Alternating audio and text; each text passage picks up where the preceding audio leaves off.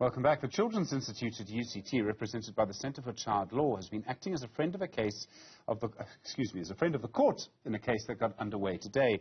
They're looking at the harsh consequences for children when their parents' identity documents are blocked by Home Affairs. Liesl Muller is a senior attorney at the Centre for Child Law. Liesl, good afternoon to you. When an adult has their ID documents blocked by Home Affairs, this happens on the computer system, it can happen for many reasons. What happens to their children? Thank you, Stephen. The children whose stories we were telling the court today all have a parent who has a blocked ID. And these parents all are on the National Population Register, which is digitized. And when a parent approaches the Home Affairs office to have their child registered, that local office can pick up that the parent is blocked and will refuse birth registration to the child. So that's the one category of children. The next one is where a child had already been registered but is now also blocked automatically as a result. And the way that affects them is that, of course, without documentation, you are unable to access a whole range of services and fundamental rights like getting a social grant, going to school, getting health care. Of course, if parents are blocked and they're in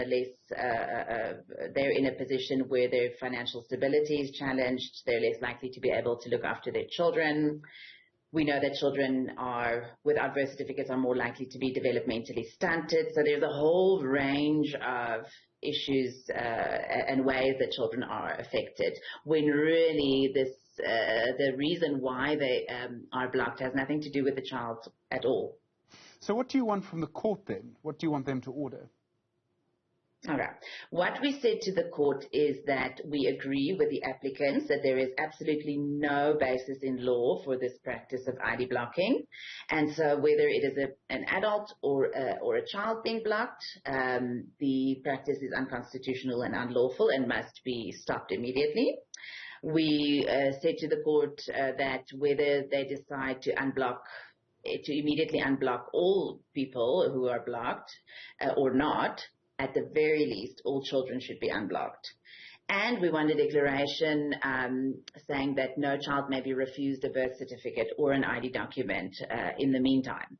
So what we're basically asking for is just very basic due process rights, which is already in the Constitution, the right to just administrative action. And it is the equivalent of what most of us understand in criminal law as innocent until proven guilty, right? When somebody is suspected of fraud, they must be given reasons, an opportunity to appeal, etc., etc. And that is just entirely missing from this process. And so what we want the court lastly to say is to order Home Affairs to send a directive to all their offices to make it clear that no child may be refused a birth certificate. So, Liesl, this will come as a shock to you and I think to Aaron Motsoaledi, but let me argue his corner for just a moment. Go for it. So there are valid reasons why Home Affairs does this. There are plenty of times when we've had people with dual identity documents, 2 or 3 people actually coming with the same identity document. One of the reasons people get blocked is, in fact, when the system picks up 2 people with the same name being registered in the same sort of moment, it tries to stop that to sort that out. There's a legitimate purpose there. Home Affairs, correctly is often taken to court, and one of the reasons it is because it is the one department that has to put into law and into administration human behavior, which you can't predict, right? And neither should you try necessarily. But you do need to have a system of administration. And that system of administration would also be able to predict to the Department of Social Development how many grants you would need for children in the future. If a child is born today, how many you will need in 15 years' time, for example. Wouldn't all of those, some of those at least, be valid reasons for Home Affairs to do what it does?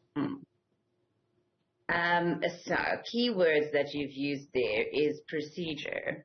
And as we know that any right in the Constitution may be limited, but the Constitution tells us when it may be limited. Okay, and one of those reasons is whether there is a legitimate aim. Okay, so yes, you can consider whether there's a legitimate aim, but there are other grounds, or there are other rules for limitation.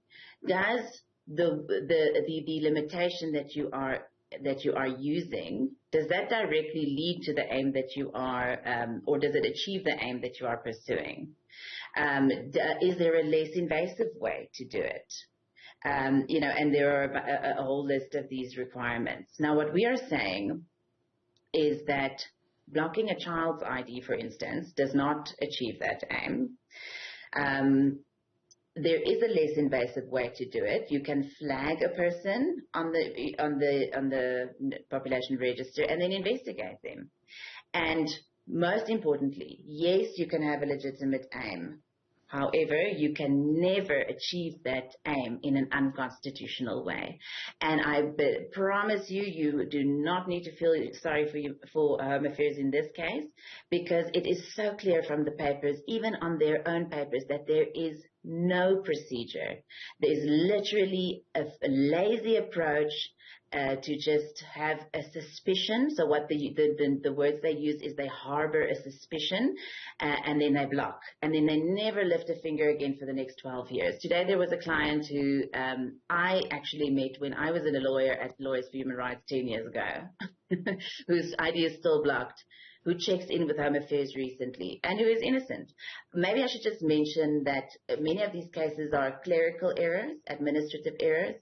Many of them come from the rushed documentation process during '94. And many people, even according to Home Affairs, got IDs who perhaps weren't entitled to them. But the average person will trust Home Affairs to be able to determine, So you here 94, I must come and register to vote. You don't determine your own citizenship, you go and apply. And Home Affairs gives you an ID, and 20 years later, you're told that you're blocked. So those are also cases that are in there. Of course, in the apartheid era, we didn't document people properly. So there might be gaps in their documentation status. So these are all issues that have to do with our new constitutional dispensation and whether we are allowed to approach issues like this in an unconstitutional way, and whether we have a duty to address the injustices of the past. And I think that is important to remember. Liesl Muller, thank you. Senior Attorney at the Centre for Child Law, representing the Children's Institute in this case.